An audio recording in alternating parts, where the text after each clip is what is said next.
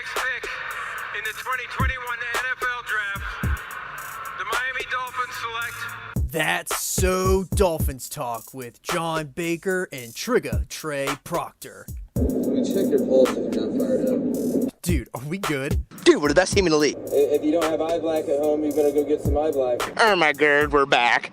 Hello and welcome into another edition of That's So Dolphins Talk with myself and the co-pilot Trigga Trey. The Fins come back from the bye week and we get a dub, and there's some interesting things that happened throughout the game. The first time since 2001 that the Dolphins are 8-3. Talk about an old stat. Oh, let me tell you a stat that it's cool to go 4-3 when you know you're going 8-3, Daddy. Let me tell you, dude, find the clip, insert it into this video, because I told the Podski what was about to happen. Call me Harry Houdini, call me Mattress Mac, call me what you want to call me the telepathic trigonometry trigger, but I'm telling you right now, this team is built different. The team is built different. It makes me a little nervous about this entire line situation. Yeah. Hopefully Armstead's thing's not serious. It just doesn't make sense to me. I don't know if there's like sliding protections when Armstead's out, and that's why the line play changes so dramatically. But it doesn't make sense why. I understand he's a stud, but one player changes the entire complexity of this O-line. I don't understand how it even does, because we don't, I don't know. I feel like one player can't mean that much, but maybe it does. Maybe I'm just stupid and I don't know anything about offensive line play, which I absolutely don't. But I mean, it makes me so nervous. But yeah, the stat sheet looked amazing in the first half. Talk about an awesome first half. Everything was going great until right at the end of the half, where everything seemed to kind of turn sideways. Tua literally got turned inside at. And dude, I literally thought double ACLs. Dude, like double ACLs, so back Dolphins. fusion, all of it. That's so Dolphins. I was like, well, there's season over. We went 3 weeks without getting sacked, and he got sacked 4 times today. And 3 of them in a row. Yeah, really bad. Such bad line play once Toro and Armstead went at. and then it Jeff Wilson got hurt. It looked like he just was cramping, because he came back out and looked fine the rest of the game. Yeah, he was good. And Tyreek was cramping again. Yeah, he seems to be always cramping. That dude needs to eat some bananas throughout the week or something. Like, dude, give him some Pedialyte. I don't understand. Good Lord.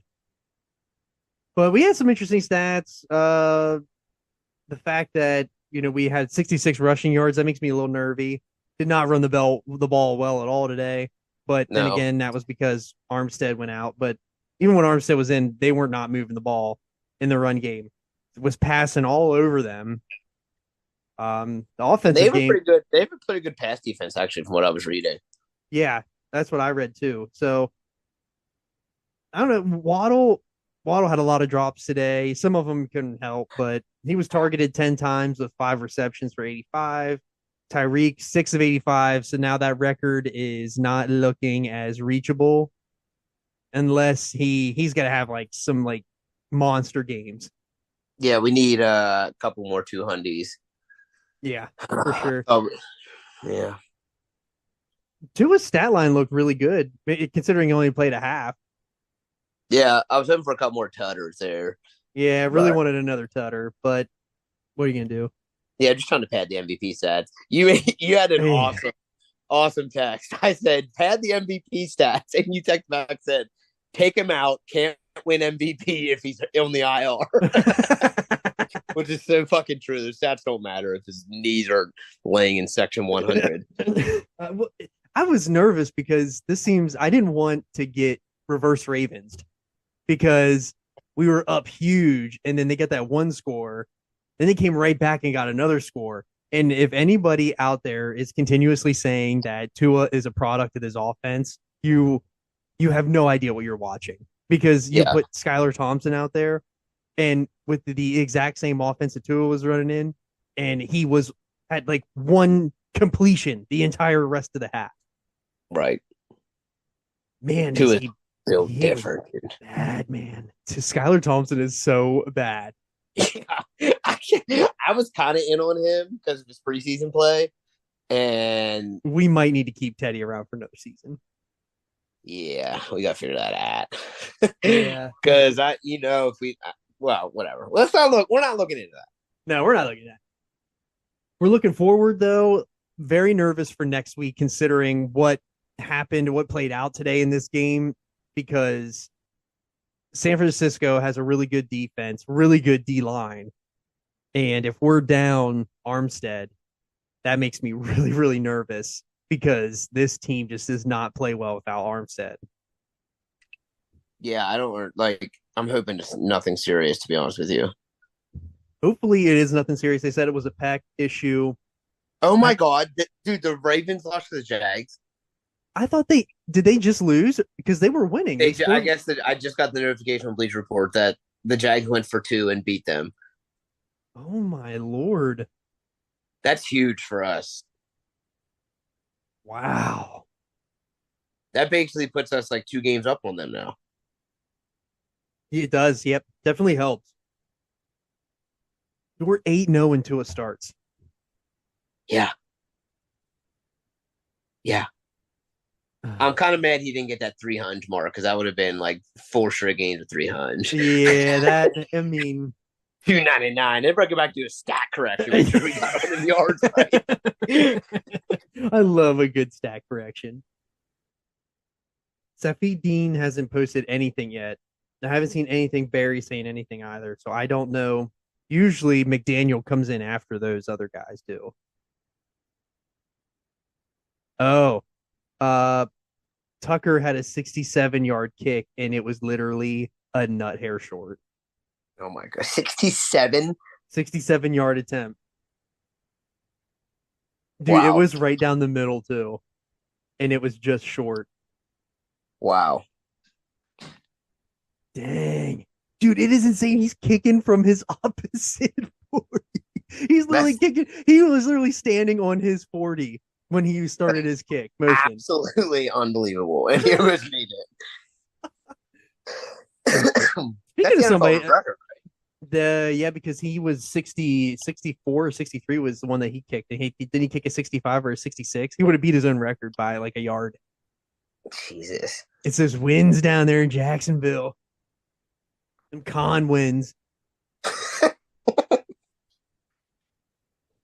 This game, man, I was for certain when it was 30-12 that the Texans were coming back and winning that game. I absolutely thought that was happening. This defense looked like it had absolutely zero life in it. And all of a sudden they just figured it out. Yeah, it was nice to see us get a couple turnovers.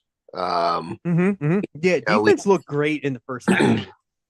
Yeah, dude, we were flying. I think again we were playing just a little, I think we were playing a little conservative. Obviously, you don't want to give up the big shots. Let them dunk. Like if we would have been aggressive and gave up plays, we would have been irritated with that too. So I think they understand they were up 30 with this time left. Like that, at most they're going to get this many possessions. So if we can just limit them to this, then we're fine. I guess so. Yeah. The thing now is that we made it through the part of the schedule. You predicted it 100% correct. Doesn't matter that we're 4-3 because we're going 8-3. Now is when the real season starts. San Francisco next week, LA the week after, and then we go into the frozen tundra of Buffalo. Yeah. Where we historically play absolutely horrendous in that stadium. Yeah, we literally Can we ever play them in the beginning of the year in that stadium, please? The Why is only it always- time I remember like the Dolphins playing well in that stadium was the Reggie Bush game in the snow. Oh yeah. That's the only one like in my memory that I can remember where we played well. Every other game feels like we I lose by think that's 7. why I think that's why so like torn about the white jersey teal pants because I feel like they always wear them in that stadium. Yes, And we and they always all play yes, bad. yes. And it's never sunny. It's always dingy. Like it's never sunny. No, it's always like right after a snow or a rain, and it's just moist, cold air. It's never Yeah, good. and like we're in those damn white jerseys, teal pants just getting blown at. Oh yeah, we need to go all whites for that game. Yeah, have to. Or unless the Bills go all white, then we can go all aqua. Ooh, or we break out the color rush pants and go white on orange. Or we just go classic alternate unis, the whites. Oh, with the gray pants. Yeah, those ones with the gray Ooh, that'd be nice. I listen. I think if we go alternate jerseys, next year or like make them the regular ones, we still have to figure out a way to get like an orange, dark blue, or something different in there. So from what I understand on the jersey, because I know a lot of fans want the throwback unis to be the permanent ones. From what I understand is that they had like a 7-year deal or something like that with the current gen, whatever this one is right now. And I think we're very near the end of that, or we're either in the middle of it or at the end of it. And from I heard this all in Big O.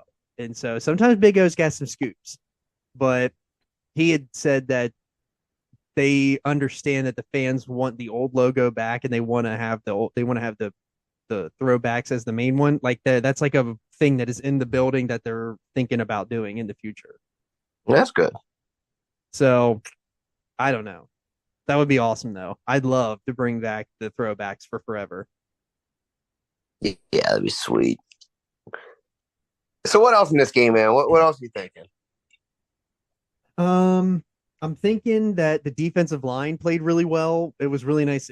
What you said, it was really nice. We had a lot of turnovers, and the fact that we were kind of in their backfield the entire first half. Second half, we did end up getting super conservative, which I am absolutely opposed to. But I know I do. I hate playing conservative defense. Concerned about the Yeah. run. I'm concerned about the run game. Yeah, the run game was not encouraging. I don't know what the Texans' rush defense was like either. And that's also an interesting stat because they're always getting blown out by teams. So teams probably run on them a lot. So I'm a little concerned, but also, I mean, we'll see. We've had some good games. We've had a couple good games running the ball. Listen, our rush defense is a lot better than people realize. We're fine against the traditional run. It was the quarterback runs that kill us, and that's what's kind of skewing the stats a little bit. So that's one where, yeah, I mean, we may rank bottom half of the league in a lot of the rushing categories, but when you look at like pure rushing attacks that we've faced, we've done pretty well against them. Yeah, I think that we give up 4.7 yards per carry or something like that, which is really bad. But that is just straight run plays. It's not counting traditional run plays. Like traditional run plays, it's like 3.2 yards per carry. It's like the unscheduled quarterback runs that really kills us. And we're getting to that part of the season where we're going to start seeing them because we're going to see Josh Allen. And the thing about that Bills game is that it's a flex game, and it could be flexed to the primetime game.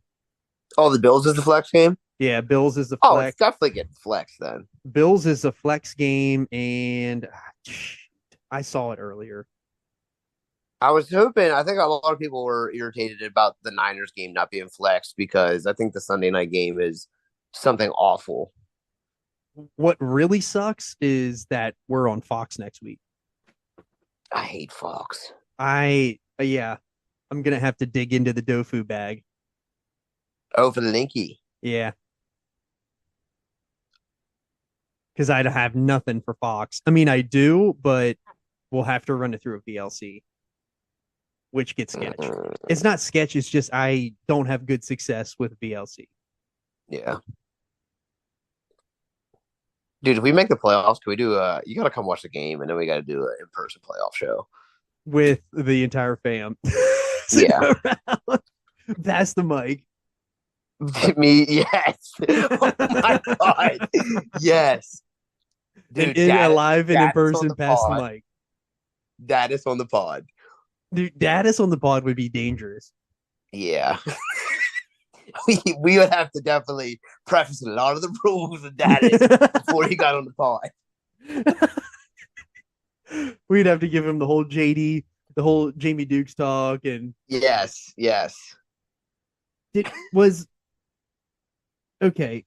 Jaceki had one catch for 4 yards today, and I know that God. Would you stop with it? You're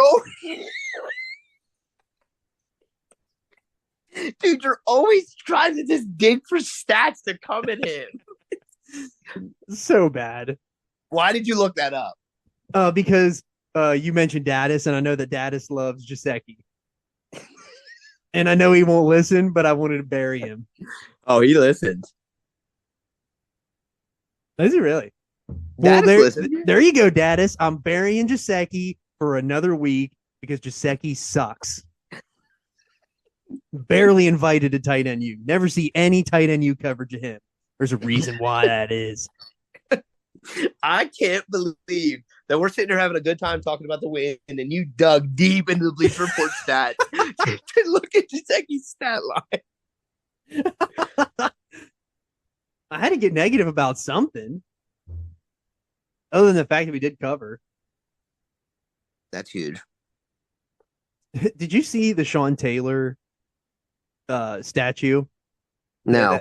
So the Commanders are supposed to do the Sean Taylor statue in the stadium today.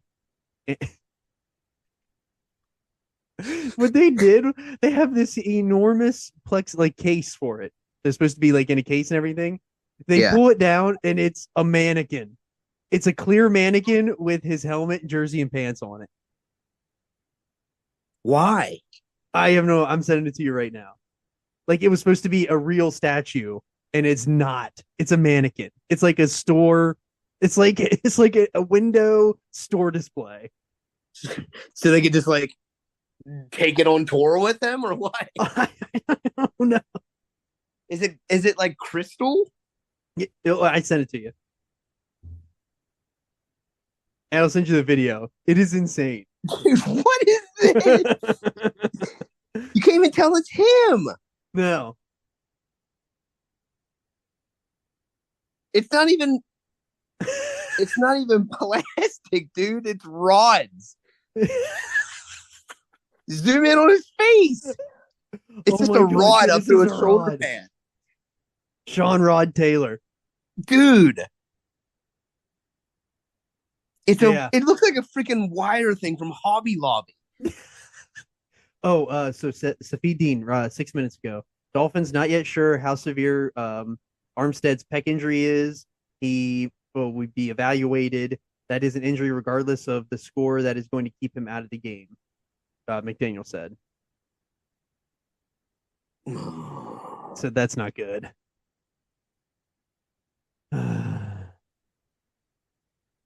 Air sucked right out of the pod. Let's see what yeah, that's the only thing Safid has posted in the last hour. Okay. Well, I guess we'll see then. Well, I mean, we gotta trust McDaniel that he can figure it out. Yeah. I mean, look at where that line was early in the season and look at where it was last week or 2 weeks ago. And man, it does feel weird coming back from the bye. Yeah, it does. Very weird. That's why you love bye weeks because you get players healthy, but then they come back in the game after the bye. Felt like there's a lot of injuries out there. Right. No, I agree. But everybody else is banged up, so we might as well figure it out now. The one thing that is good is that if Von Miller is hurt, that doesn't make that really takes a sting out of that Bills D.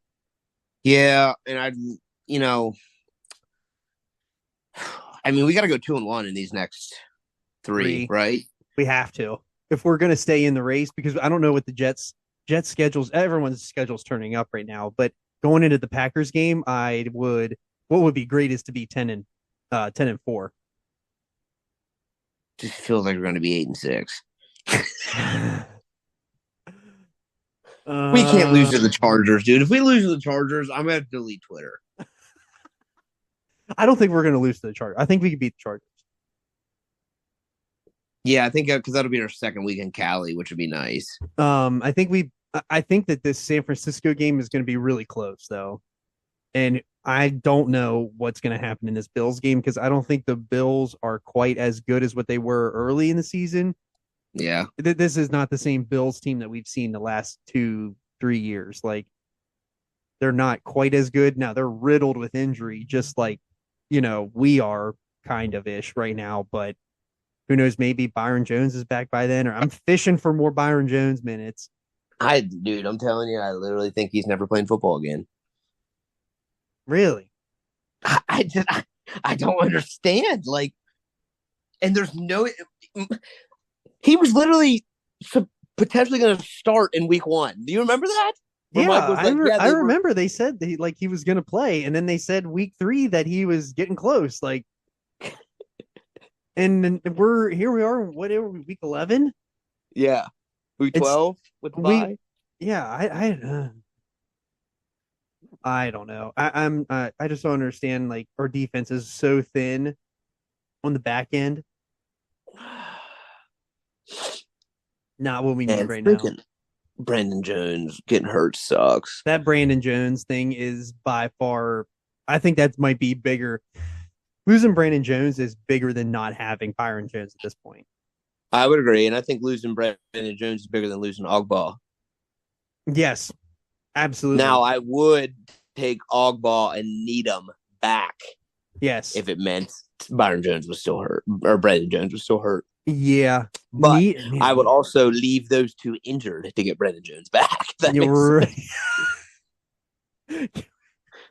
Can we make a trade with trade gods or the injury gods? Like to make an inquiry? That should be a thing. Like we should start the year. What does it cost to do that? The injury gods is going to be like, hey, here's the 10 players that are going to get hurt, and 4 of them, actually half of them must be starters. Figure out who you want to lose. I prefer that. That feels like we're playing with house money if we're doing that. Yeah. What if that was a thing? Like we had to just fill in our cards and our tickets for that. and send it to whoever it is. Let's play that game. Hold on. So who would our 5 be? Probably Tua, Tyreek, Waddle. The 5 that are protected. The 5 that are protected, yeah. You actually have to protect Tua, Tyreek, and Jalen, and Terome Armstead, and I believe Howard. I'd argue and say you could definitely Tua, definitely Armstead. I'd argue that you could pick between Jones or Waddle and Hill, and like severity, like you were talking, like they missed like 2-3 games. Yeah, right. Or like just in general, they're like injury. Maybe it's an injury-riddled season. They miss 2-3 games here, there, 4 games, whatever. But like these 5 players are like the 5 you get to pick never get injured. Like not a shot. It's Tua, Armstead, 1 of Hill or Waddle. You decide. Xavier Howard. I hate to say that. You would jump on Holland, probably. Probably Holland, yeah, that'd probably be the 5. Man, I tell you what, the one thing that we should have anticipated is that Armstead, he was always hurt. I don't think there's ever been a season where he hasn't been hurt, except for 1. So I guess we're due. Because we're at what, week 12 now? Right. Yeah, it's rough. But we're 8-3, man, and who would have thought? Right. Who would have thought at 4-3 we'd be 8-3? Only you. Only me. Put it on, dude. Put it on a shirt. Put it in the pod. So here's what Houts tweeted. McDaniel Hoot said, Scoots. "Oh yeah, Hoot Scoots. Shout out Hoot Scoots. He is a PA native. I saw him at a Kendrick Lamar concert before from afar, and I could definitely tell it was him." Which he has no idea who I am because I didn't say hi to him or anything. I was just a lone dude up in the crowd. Why do you message him on Fin Heaven? Tell him. Dude, fuck Finn Heaven. Yeah. Dude, okay, so if you are if you're a listener of this pod and you don't know what Finn Heaven is, Finn Heaven was a Finns forum that was still is, and we used to be huge loyal subscribers to Finn Heaven. We were on every day. We were on every day, fishing in all the boards, and it was just a toxic wasteland, worse than Twitter. Honestly, can you imagine what it was probably like during this whole Tua thing in Flores and all that? I can't even imagine. I would. I'm kind of mad. I haven't. Yeah, why didn't I check that at all, man? That's a good point. I never checked it once. I literally haven't checked it since Joe Philbin got fired. I haven't checked it since. I think it was like right after we drafted Tua.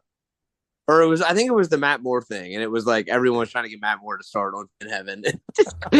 just needed it out of my life. Remember whenever we were fishing for Tyler Pigpen on there too at one point? Oh yeah. Oh yeah. So Hoot Scoots put on here. McDaniel said he put guys in an unfair advantage. I was way too aggressive. It was something I told the team at the end of the game. It was something I'll learn from. It wasn't fair to them. And when you have O-line changes, you put them in a position they were put in. You can't put them in the position they were put in. Oh, so he's saying he got too aggressive after the O-line change. Yeah. And then that's the reason we gave sacks. Yeah. For instance, having the line blocked down and leaving the end uncovered for, I think it was Smythe to kind of come back and block. He may have not have ran a play that caught that. It would probably have run more traditional pass pro is what I'm guessing. Here is an interesting quote McDaniel said as well. He acknowledged that Tua wasn't allowed to play to his strengths last year. Oh shit. That is an interesting little nugget there. Throw them darts. Did you hear the part of the game where they said Tua at one point looked in the mirror and asked himself if he sucked last year because of Flores? I didn't hear that, but I had to watch a game on mute because I was still over with the nephews. But I watched I was on Twitter and I saw that. I was like, what is that? Like, dude, so glad we got rid of Flores. Dude, Flores sounds like one of the worst human beings of all time. And naturally we hired him as our coach. RG3 still has Tua in his top 5 MVP race. I mean, how do you not? He's still threw for 300 and a tud. I mean, yeah, and a half. During the 5-win streak, Tua is 11 TDs and 0 11 TDs and 0 interceptions. He did have one today, but that was a total blasphemy. Like they just literally laid Tyreek out. Yeah, thank God they took that. I was going to be so mad if he had a pick. Oh, I know. As soon as he threw it, I was like, what? Like, oh, did you see that dude yelling at Russell Wilson on the sideline today, too? I did. I'm just picturing him saying, say, let's ride one more time.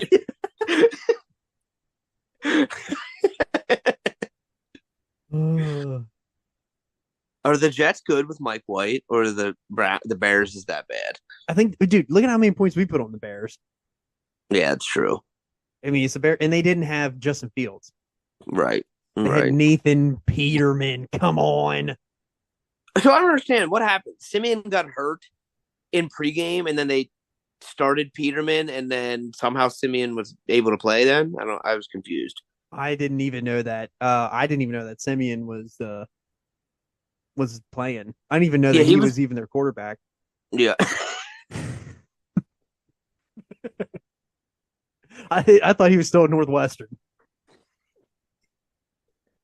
He did play Northwestern. You know that he went to Northwestern, but don't know he was playing on the Bears. I just remember that Penn State had to play them a couple times. They gave little rough games. The ever elusive rough game in Northwestern. Why do we always fucking have a rough game in Northwestern? Nothing's as bad as that year that we were going to win the Natty before the playoffs, and we lost to freaking Iowa like 9-0 or something stupid. Or that time whenever we had that rain delay at Michigan State. Oh yeah, I was in Miami during that. Sitting at a Flanagan's or whatever they're called, watching the game. Sat there all day. My bar tab was like $1,200. I am so happy. We're gonna do Nittany Lions talk here for a second. I'm so happy that we have only one more game left. We have 60 minutes of Sean Clifford left, maybe less. Yes, that makes me so excited. I think this team's going to be really, really special next year, dude. I think we're on a cusp of in the playoff next year. Well, yeah, because we're gonna actually not have Sean Clifford. Yeah, and the defense, for the most part, is coming back. We're going to lose Joey Porter Jr., but I don't think that's that big of a loss. I don't think losing Joey Porter Jr. is that big of a loss to the defense. Yeah, and I mean, we're still going to have a hot take. Right? Yeah, geez. That's big heat because Joey Porter Jr. is going to be a first-round pick this year. Right. And I think that he's not quite. He's a third-round pick to me. Wow. Yeah, sizzling hot takes here.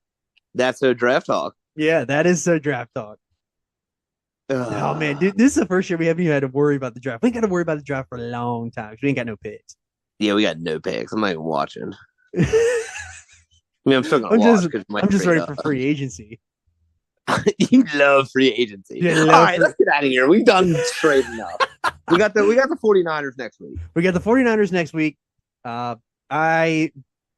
We got to go 2-1 out of these next three. Then we'll talk about once we get to Christmas. Let's get to Christmas 10 at minimum 10-4. 11-3 is where we need to be, but 10-4 is a for sure. Yeah, dude, 11-3, and I'm getting a Dolphins tattoo. It's setting it on the pot at Christmas. A little Christmas tatty. I'll do it.